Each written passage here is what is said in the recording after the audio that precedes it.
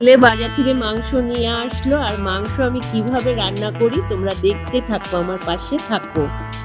যারা আমার ভিডিও দেখো তারা তো জানো যে আমি মুরগির মাংস খাই না, ওই কারণে দেখো ছেলে বাজার থেকে খাসির মাংস নিয়ে চলে এসেছে। আর খাসির মাংসটা আমি কিভাবে রান্না করব তোমরা আমার পাশে থাকো, দেখতে পাবে। দেখো খাসির মাংস রান্না করার জন্য আমি এই যে এইভাবে আলু কেটে নিয়েছি। দেখো আলুটা একটু বড় বড় কেটে নিয়েছি, কারণ খাসির মাংস সিদ্ধ হতে তো একটু সময় লাগে, ওই কারণে আমি আলুটাও দেখো একই মাপের সব বড় এইভাবে কেটে নিয়েছি সব আলুগুলো। আর এই যে এখানে আমি দেখো মাংস রান্না করার জন্য আদা, পেঁয়াজ আর রসুন একসাথে বেটে নিয়েছি। তো বাটার সময় তোমাদের দেখাতে পারিনি, কারণ ক্যামেরা ধরার কেউ ছিল না, ওই কারণে আমি দেখাতে পারিনি গো তোমাদের। সাইজে একটা পেঁয়াজ আমি বেটে নিয়েছি, আবার একটা পেঁয়াজ আমি কি বলতো কুচিয়ে নিয়েছি একটু। আর এই যে টমেটো, ছোট ছোট টমেটো দেখে দেখো টমেটো, এই যে টমেটোটাকে এই যে এইভাবে করে নিয়েছি, একদম ছোট ছোট টমেটো। আর এই যে তেজপাতা, এছাড়া একটু অল্প করে একটু জিরে গুঁড়ো দেবো। তো চলো দেখতে থাকো কিভাবে আমি রান্নাটা করি।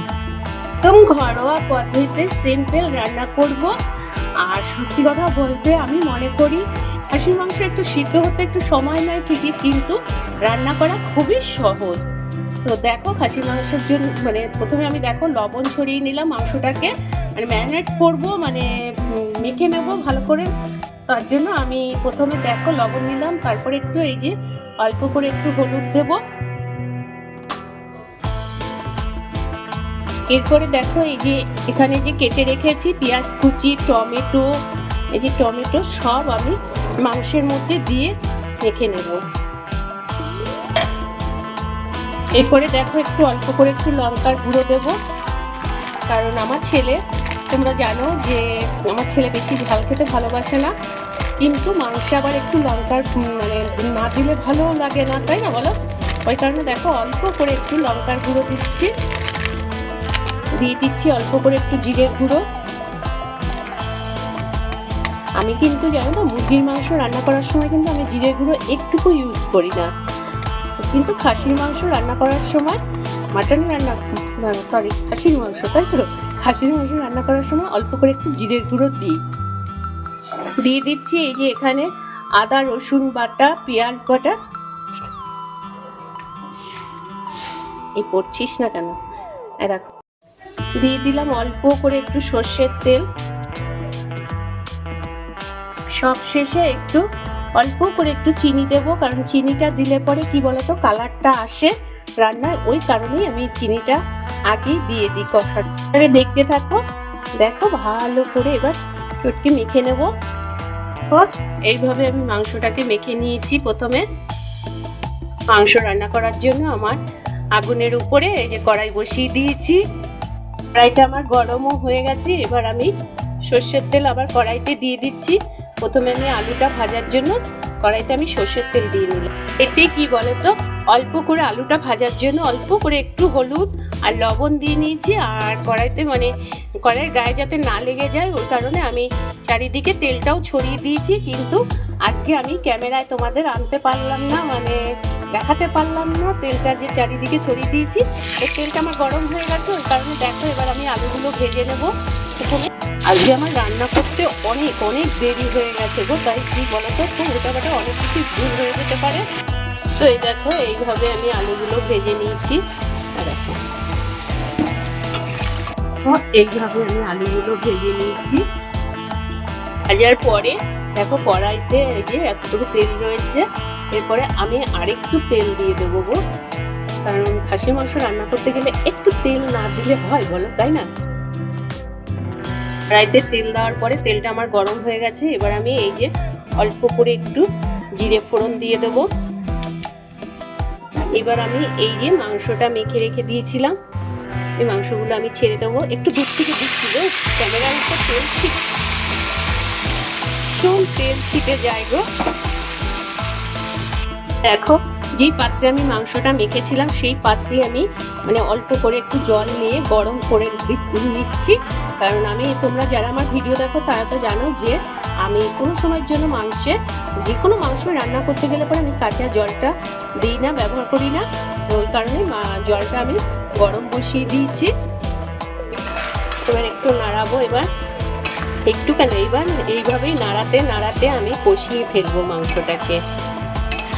তো দেখো এই পাশে মাংস আমার কষানো চলছে, আর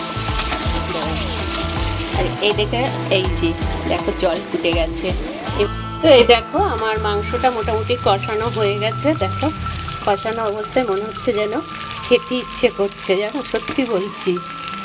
তো এবার মাংস এর মধ্যেই আবার এই যে আলুটা ভেজে রেখে দিয়েছিলাম, সেই আলুটা দিয়ে দিচ্ছি। তারপরে একটু নাড়াচাড়া করে নেব। দেখো আলু দেওয়ার পরে আমি একটু নাড়িয়ে চাড়িয়ে নিয়েছি। এবার আমি এই যে এখানে আমি এই যে গরম জল করে রেখে দিয়েছিলাম, এই গরম জলটা এবার দিয়ে দেবো। মাংসের কালারটা কি সুন্দর লাগছে সত্যি বলছি। এক সাইডে মনে হচ্ছে না এটা কালো কালো লাগছে, মোটেই কালো নয়, এটা তেলটা ওদিকে ভেসে গেছে, ওই কারণেই কালো লাগছে, মোটেই মাংসটা কালো হয়নি। চলো পুরোটা করে নিই, তারপর দেখতে পাবে তোমরা। তো এবার দেখো মাংসটা সিদ্ধ করার জন্য আমি এবার গ্যাসটাকেও কমিয়ে দেবো, আর এই যে ঢাকনা দিয়ে ঢেকে দিচ্ছি। তো সিদ্ধ হতে থাক, আমি ওইদিকে সংসারে অন্য কাজ করে আসি।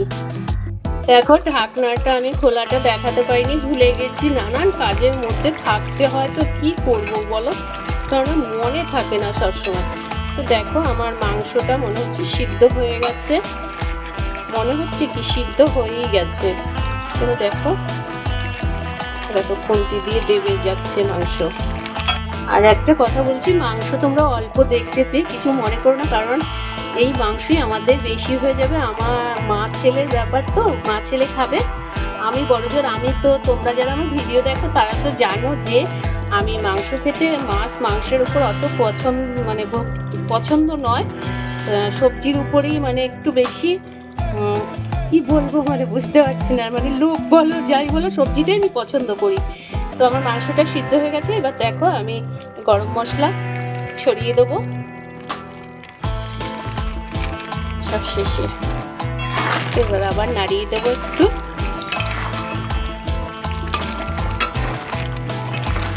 এখানে রান্নাঘরটা এতটাই ছোট্ট জায়গাটা, আমার রান্নার জায়গাটা, তো এই কারণে কোনো স্ট্যান্ডের উপরে রেখে যে আমি একটু রান্নাটা ঠিক মতন করবো বা তোমাদের দেখাবো সেটা দেখাতে পারি না গো।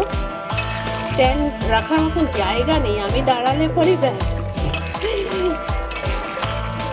চলো হয়ে গেছে, আর একটু নাড়িয়ে নেবো, একটু কষা কষা মতন করবো, কারণ আমার ছেলেও অত ঝোল ঝোল খেতে ভালোবাসে না, ওই কারণে। আর তোমাদের একটা কথাই বলবো, অনেক অনেক কষ্ট করে তোমাদের কাছে আসি গো, একটা ভিডিও বানাতেও বহুত কষ্ট হয়, অনেক অনেক কষ্ট হয়। তো প্লিজ প্লিজ প্লিজ তোমরা ভিডিওটা কেউ স্কিপ না করে পুরোটা দেখো, একটু সবাই সবার পাশে থাকার চেষ্টা করো। মাংস রান্নাটা, খাসি মাংস রান্না করাটা যদি তোমাদের ভালো লেগে থাকে তো please like, comment, share and subscribe করতে ভুলবে না। টাটা।